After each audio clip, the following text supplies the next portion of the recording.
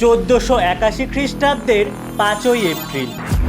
73 বছর বয়সে কোনো রকম প্রতিবাদ ছাড়াই প্রাণ উৎসর্গ করেন বাহমনি রাজ্যের প্রধানমন্ত্রী মাহমুদ গাওয়ান। আসলে একটি জাল চিঠির মারফত তার বিরুদ্ধে অভিযোগ আনে একটি দক্ষিণী মুসলমান গোষ্ঠী। তৎকালীন বাহমনি সুলতান তৃতীয় মোহাম্মদ শাহ আদেশ দেন মাহমুদ গাওয়ানের প্রাণদণ্ডের। আর এই মৃত্যুর পর চরম বিশৃঙ্খলা দেখা যায় বাহমনি রাজ্যে। মোহাম্মদ শাহ অবশ্য নিজের ভুল বুঝতে পারেন 1 বছরের মধ্যেই এবং অনুতপ্ত হৃদয়ে মৃত্যু হয় তারও।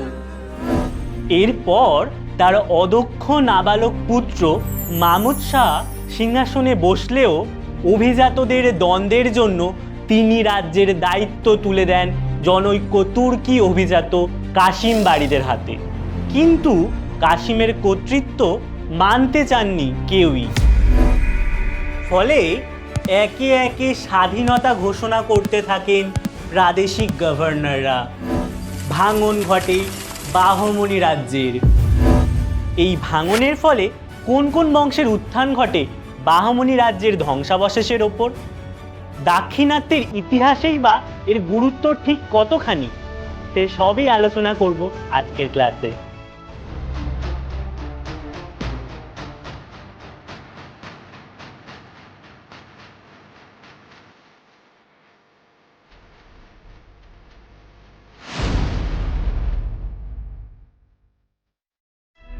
বাহমনি রাজ্য ভেঙে দাক্ষিণাত্যে আবির্ভাব হয় মোট 5টি স্বাধীন সুলতানির। সেগুলি পরিচিত হয় প্রতিষ্ঠাতা ও শাসকদের নামানুসারে। সেই 5টি সুলতানি হল বেরারে ইমাদ শাহী বংশ, বিজাপুরে আদিল শাহী বংশ, আহমদনগরে নিজাম শাহী বংশ, গোলকোন্ডায় কুতুব শাহী বংশ এবং বিদরে বারিদ শাহী বংশ। এবার এক এক করে এই 5টি স্বাধীন মুসলিম রাজ্যের নানান খুঁটিনাটি তথ্যাবলী আলোচনা করব। আর প্রথমেই জেনে নেব বেরার নামক রাজ্যটির কথা। 1490 খ্রিস্টাব্দে জনৈক ধর্মান্তরিত হিন্দু ফতেউল্লাহ ইমাদ শাহ দাক্ষিণাত্যের বেরারে শুরু করেন স্বাধীন ইমাদ শাহী বংশের শাসন। তার পুত্র আলাউদ্দিন ইমাদ শাহের আমলে আহমদনগরের সঙ্গে বেরারের দীর্ঘকালব্যাপী সংগ্রামের সূচনা হয়। আহমদনগর ও বিদরের যৌথ আক্রমণে বহু এলাকা হাতছাড়া হয়ে যায় বেরারের। তাই গুজরাটের সুলতান বাহাদুর শাহের কাছে সাহায্য চান আলাউদ্দিন এবং তার সাহায্যেই প্রতিরোধ করেন আহমদনগরের তীব্র আগ্রাসনের। এর পরবর্তীতে দারিয়া ইমাদ শাহের আমলে বেরারে শান্তিপূর্ণ অবস্থা বজায় ছিল, যদিও এই সময়ে বিজাপুর ও আহমদনগরের মধ্যে যুদ্ধ শুরু হলে তিনি বিজাপুরের পক্ষ নেন। আবার আহমদনগরকেও সাহায্য করেন 3 বার। এত জটিলতার পর 1562 খ্রিস্টাব্দে মৃত্যু ঘটে দারিয়া ইমাদ শাহের এবং সিংহাসনে বসেন তার নাবালক পুত্র বুরহান ইমাদ শাহ। তবে তার নাবালকত্বের সুযোগে প্রধানমন্ত্রী তুফল খান নিজেকে শাসক রূপে প্রতিষ্ঠা করেন। কিন্তু শেষ পর্যন্ত 1574 খ্রিস্টাব্দে আহমদনগরের প্রথম মুর্তাজা নিজাম শাহ দখল করে নেন বেরার রাজ্যটি। আর তুফল খানের মৃত্যু হলে অবসান ঘটে ইমাদ শাহী বংশের। জানো তো, বাহমনি রাজ্যের ধ্বংসস্তূপ থেকে সবচেয়ে গুরুত্বপূর্ণ যে রাজ্যটির জন্ম হয়েছিল তা হলো বিজাপুর। 1490 খ্রিস্টাব্দে সেখানকার গভর্নর ইউসুফ আদিল শাহের উদ্যোগে সূচনা হয় স্বাধীন আদিল শাহী বংশের শাসন। মধ্যযুগীয় লেখক ফিরিস্তার মতে তিনি ছিলেন তুর্কি সুলতান দ্বিতীয় মুরাদের পুত্র। মাত্র 17 বছর বয়সে ইউসুফ আদিলকে দাস হিসেবে বিক্রি করে দেওয়া হয় মাহমুদ গাওয়ানের কাছে।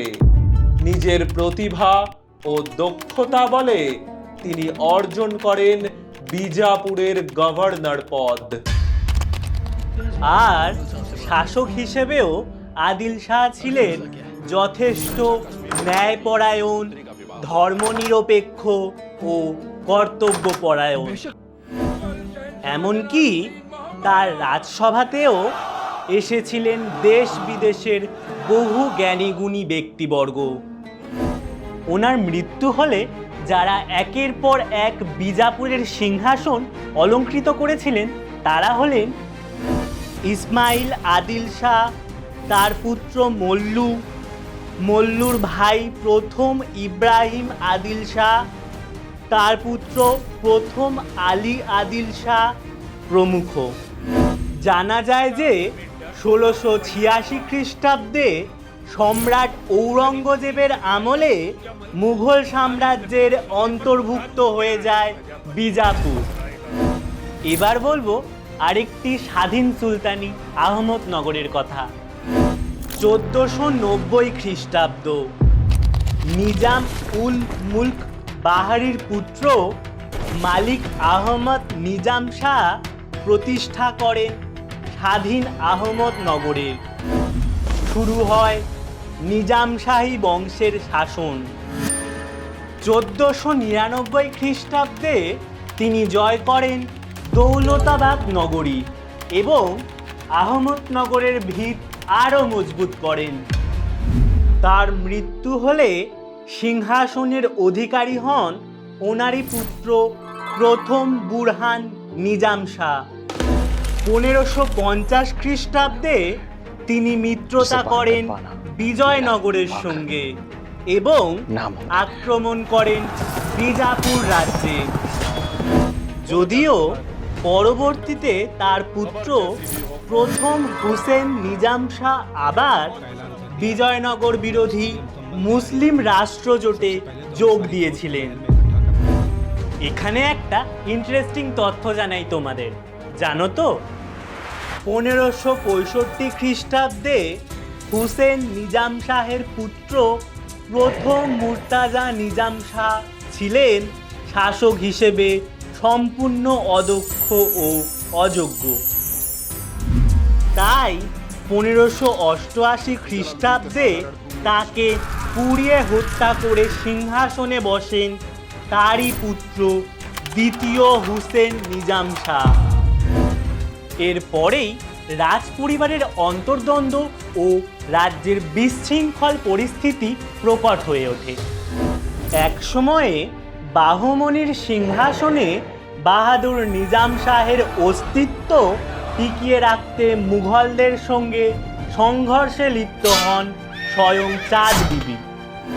বীরত্ব ও সাহসিকতার জন্য যিনি চাঁদ সুলতানা নামেও পরিচিত হন।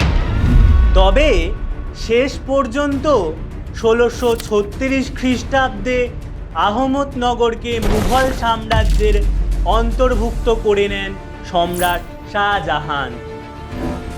বাহমনির ধ্বংসাবশেষের ওপর গড়ে ওঠা স্বাধীন সুলতানির মধ্যে গোলকোন্ডাও ছিল অন্যতম।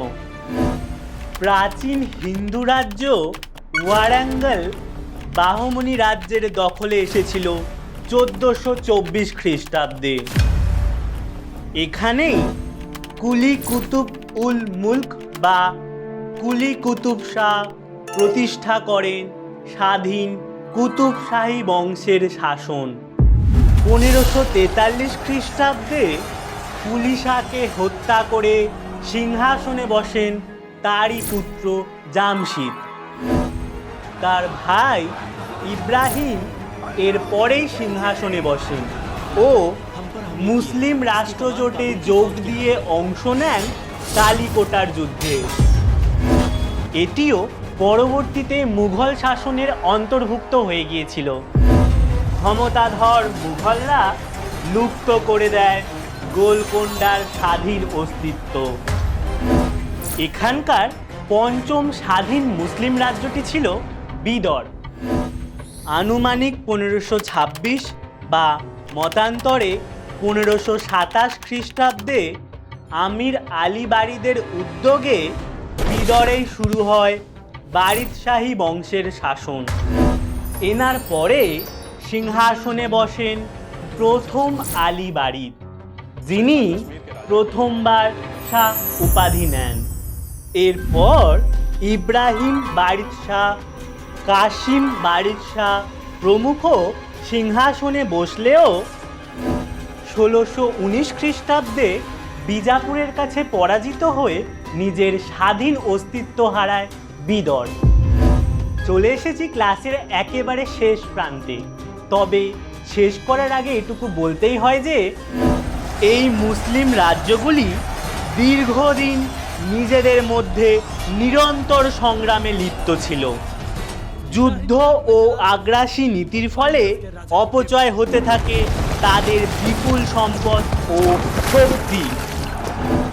যদিও এই অস্থির পরিস্থিতিতেই একটু একটু করে ঘটেছিল শিল্পের বিকাশ, ছড়িয়ে পড়েছিল বহুমুখী সাংস্কৃতিক চেতনা, যা এক গৌরবান্বিত ঐতিহ্যের রূপরেখা তুলে ধরে।